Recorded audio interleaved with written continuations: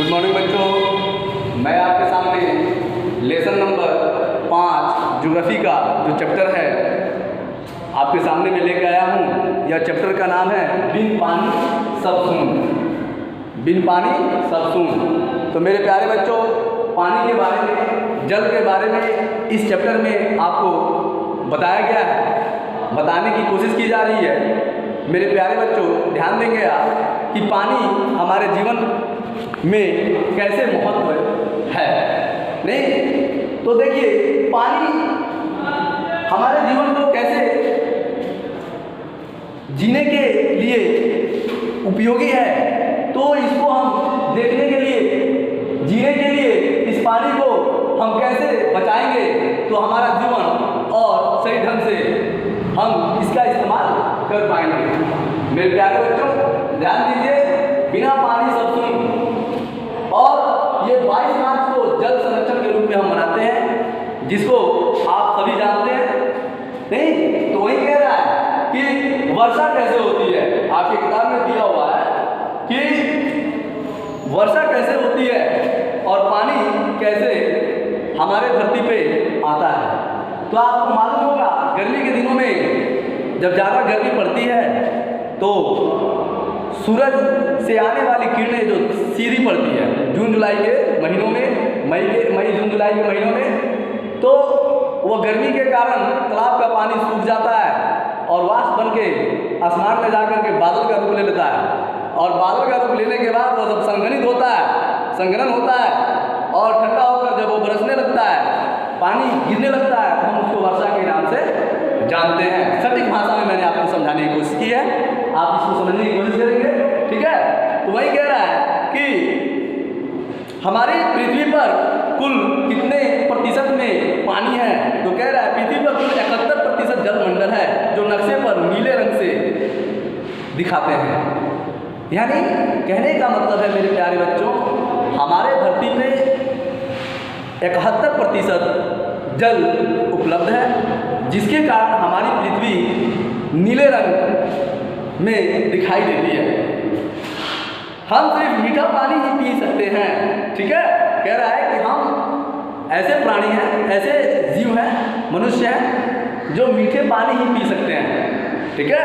और कह रहा है कि यहाँ कुल जल का सिर्फ 0.3% ही पानी का उपयोग पीने एवं अन्य आवश्यकताओं की पूर्ति हेतु कर सकते हैं।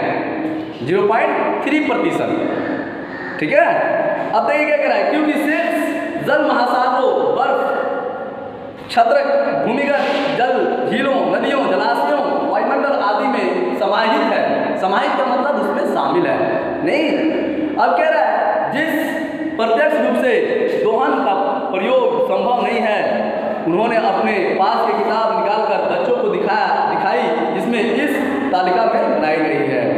मेरे प्यारे बच्चों, इस पाठ को, इस तथ्य को पढ़ने से ये मालूम चलता है कि हमारी पृथ्वी पर 71% क्या है, पानी है, और जिसमें हम उपयोग करते हैं कितना प्रतिशत, 0.3%, और उसका प्रयोग मीठे जल के रूप में किया जाता है। नहीं तो अब देखिए क्या कह रहा है मेरे प्यारे बच्चों,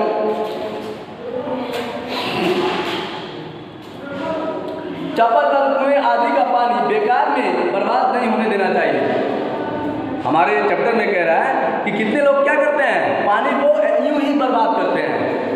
जहाँ 1 बाल्टी से आदमी को नहाना चाहिए, वहाँ 3 बाल्टी 4 बाल्टी पानी से क्या करते हैं, पानी को बेकार करते हैं, अपने शरीर पे बेकार पानी गिराते हैं, और हमारा पानी क्या होता है, ऐसे ही नुकसान हो जाता है।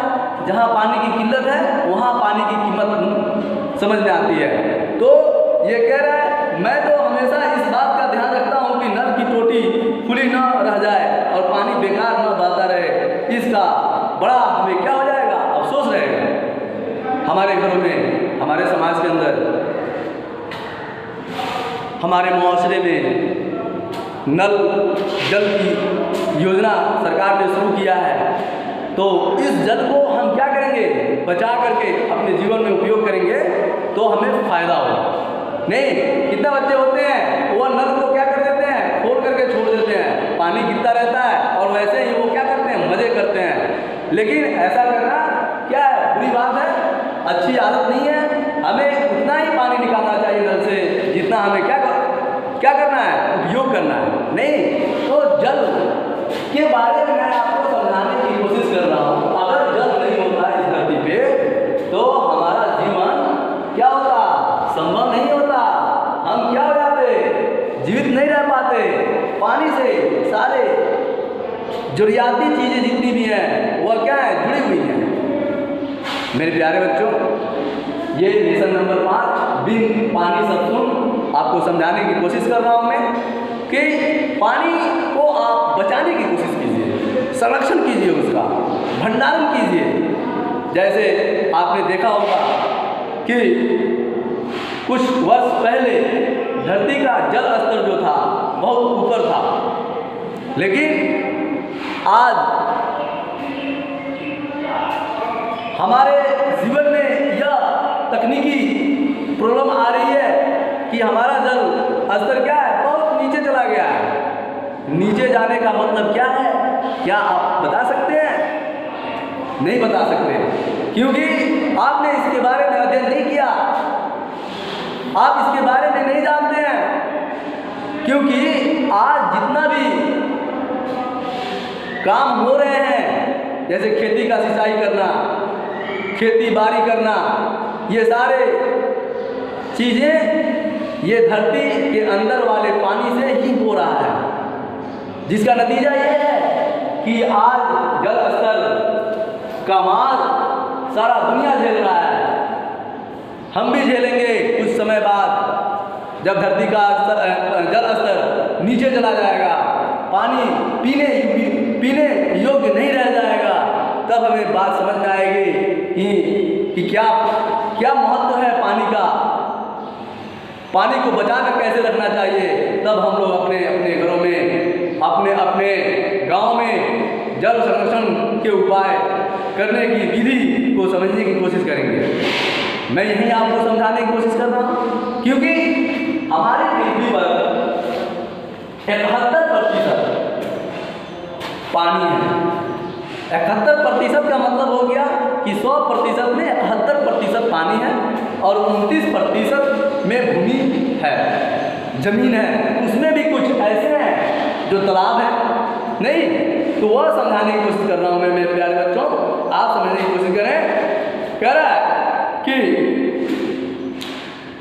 हमारे चैप्टर के अंदर ये कह रहा है कि बबलू क्या जल स्तर सभी जगह समान होते हैं? यह प्रश्न मैडम ने किया। यह एक लड़का है जो अपनी मैडम से क्या कर रहा है, सवाल जवाब कर रहा है। नहीं मैडम, जल स्तर की गहराई तो सभी जगह समान नहीं होती, उनकी सिर्फ ऊपरी सतह समान होती है। यह तो स्थान विशेष की अस्ताकृतियाँ, मिट्टी, ऋतु या फिर जल के दोहन के अनुसार घटता बढ़ता रहता है। यानी वो लड़का कहता है कि सभी जगह जल स्तर समान नहीं होता, कहीं कहीं बहुत नीचे तक पानी होता है। जब चापाकल लगाया जाता है, गाड़ा जाता है उसको जमीन में, उसके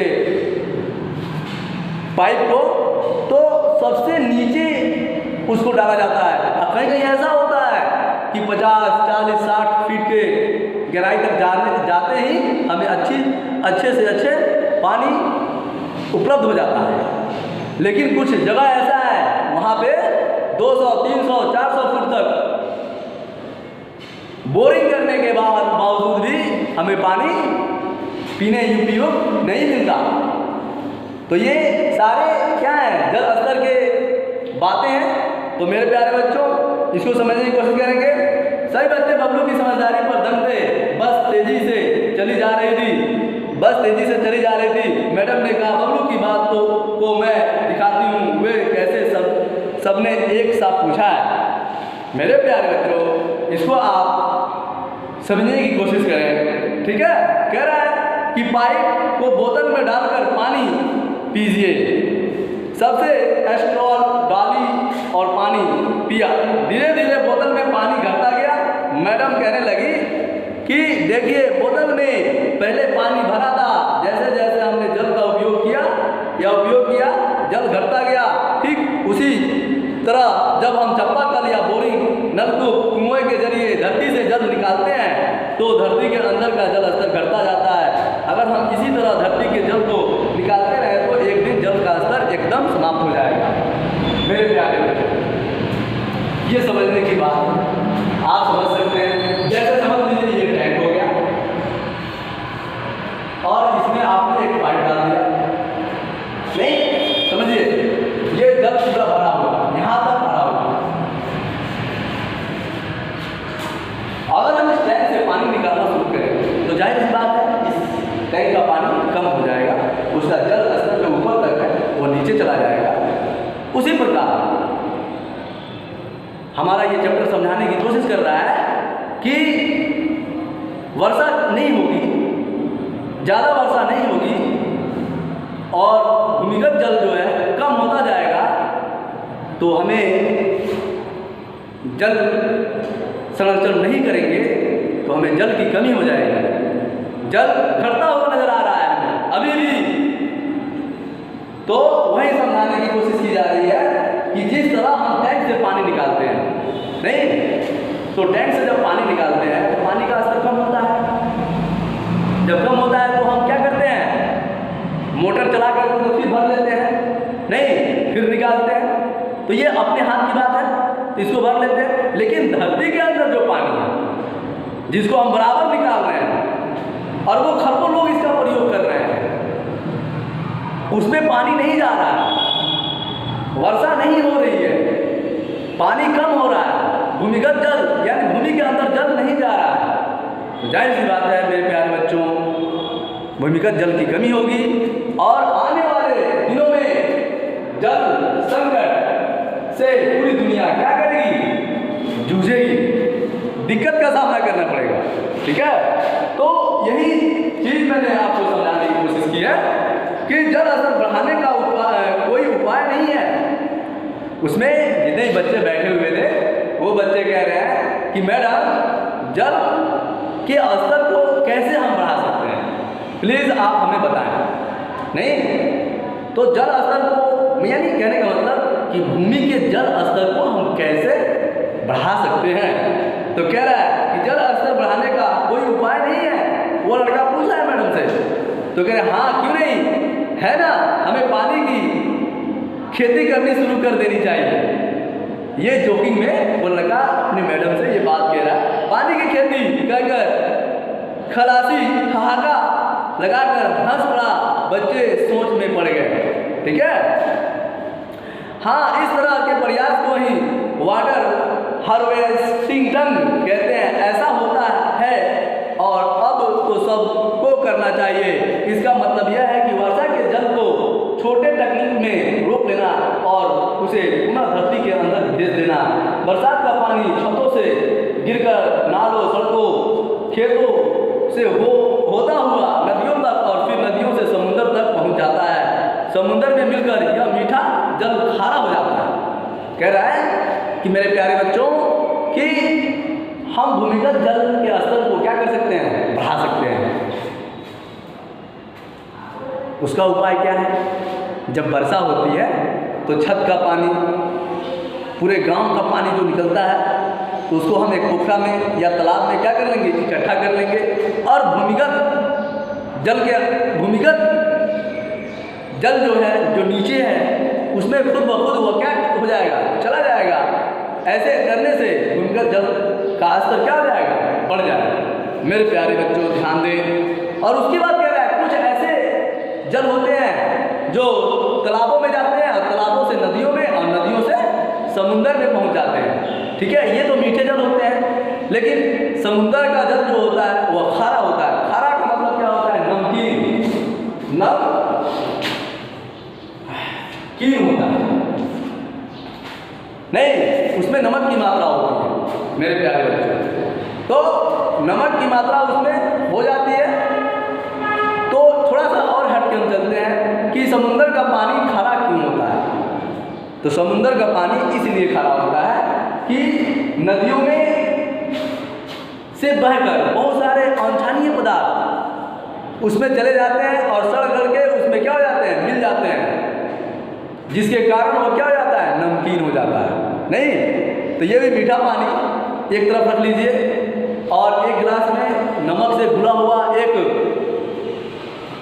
प्याला रख लीजिए या कोई भी चीज़ रख लीजिए, उसमें नमक मिला दीजिए और उसमें भी क्या कर लीजिए, फेंट लीजिए। जो मीठा वाला जल वाला गिलास है उसमें मिला लीजिए, तब पीजिएगा, तब भी आपको नमकीन लगेगा। नहीं तो वही प्रक्रिया यहाँ पे हो रही है मेरे प्यारे बच्चों। तो देखिए यार, समुद्र का पानी खारा क्यों हो जाता है? मैडम कहने लगी बरसात का पानी जब तालाबों खेतों में से होता हुआ नदियों में बहता हुआ जाता है तो अपने साथ मिट्टी, बालू, पत्थर और खनिज और लोगों को बहा ले जाता है। मैंने बताया था ना आपको, ये बहुत सारे अनजानिए पदार्थ को लेकर के ये सारे जाता है और बालू, पत्थर और खनिज को बहा ले जाता है। फिर यही पानी समुद्र में जाकर मिल जाता है। लगातार वाष्पीकरण के कारण जल तो भाप बनकर उड़ जाता है, जबकि लौण भारी होने के कारण वही जम जाता है। लौण क्या होता है? भारी होता है, वो वाष्प नहीं बनता, तो वही जम जाता है। ठीक है, और इससे कारण ये होता है कि समुद्र का पानी खारा हो जाता है। नहीं तो आपने जल के बारे में जाना, आते हैं थोड़ा और इसको समझते हैं। कह रहे इसमें जल में लौण की मात्रा बढ़ जाती है और समुद्र के जल में औसतन 1000 इकाई में लगभग 35 इकाई नमक घुली होती है। 1000 इकाई में लगभग 35 इकाई नमक घुली होती है, इसलिए समुद्र का पानी नमकीन होता है। आपने समझने की कोशिश की, मैंने समझाने की कोशिश की आपको।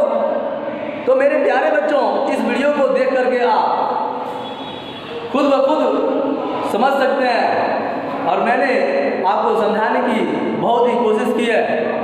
लिहाजा आपसे गुजारिश है कि इस मैटर को समझने की कोशिश करेंगे। अगला वीडियो मैं नेक्स्ट टाइम में लेके आऊँगा और मैं आपको समझाने की कोशिश करूँगा। तब तक के लिए धन्यवाद। आपका दिन क्या हो, शुभ हो।